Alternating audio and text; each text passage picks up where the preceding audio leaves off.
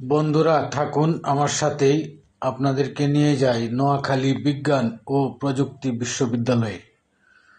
তো আমরা চলছি, কাছাকাছি চলে আসছি বিশ্ববিদ্যালয়ের। তো আপনাদেরকে এখন দেখাতে থাকবো। আমরা রিক্সা নিয়ে আসছি, তো রিক্সা থেকে নেমে আপনাদেরকে দেখাবো, সাথে থাকবেন।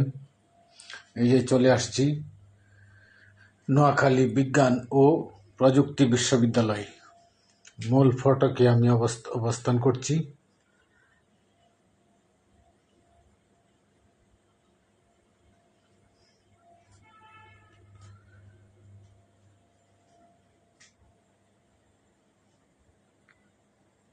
এই যে এখানে লেখা আছে নোয়াখালী বিজ্ঞান ও প্রযুক্তি বিশ্ববিদ্যালয়। তো চলুন আপনাদেরকে ভিতরের দিকে নিয়ে যাই।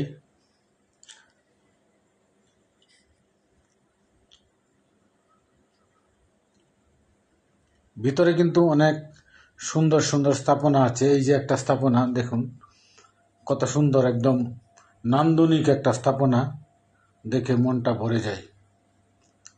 এরকম অনেক স্থাপনা আছে, তো আপনাদেরকে আমি শর্ট দেখাচ্ছি। তো আমার মূল টার্গেট হচ্ছে ছাত্রছাত্রীদের পড়ার জন্য যে একটা বইয়ের লাইব্রেরি, সেটা দেখানো। এই যে রাস্তা দেখছেন, এই রাস্তায় শিক্ষকদের বাসভবন। এটা হচ্ছে মূল প্রশাসনিক ভবন।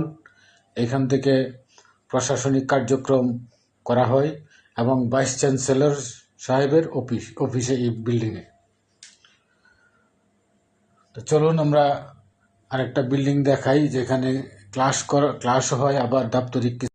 আসসালামু আলাইকুম সম্মানিত গাইজ, আমি আসছি নোয়াখালী বিজ্ঞান ও প্রযুক্তি বিশ্ববিদ্যালয়ে। আমি বিশ্ববিদ্যালয়ে পাঠাগারে ঢুকেছি। দেখেন বইয়ের স্তূপ, অনেক মূল্যবান বই, যা অনেক বই আছে, এগুলা বাইরে হয়তো কিনতে পাওয়া যায় না।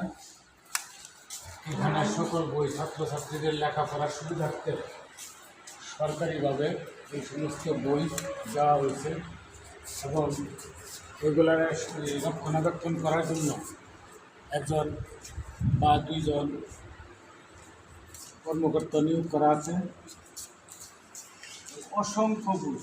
অসংখ্য বই মানে মহামূল্যবান, যে সমস্ত বই অনেক সময় কিনতেও পাওয়া যায় না, এগুলা এখানে সংরক্ষিত আছে ছাত্রছাত্রীদের সুবিধার্থে। এরা নিয়ে লেখাপড়া করতে পারে, এন্ট্রি করিয়ে আবার জমা দিতে হয়, পড়া শেষে আবার জমা দিতে হয়, কিন্তু এখান থেকে এন্ট্রি করে নিতে হবে। এখানে অনেক বই আছে যেগুলা দুষ্প্রাপ্য। এই যে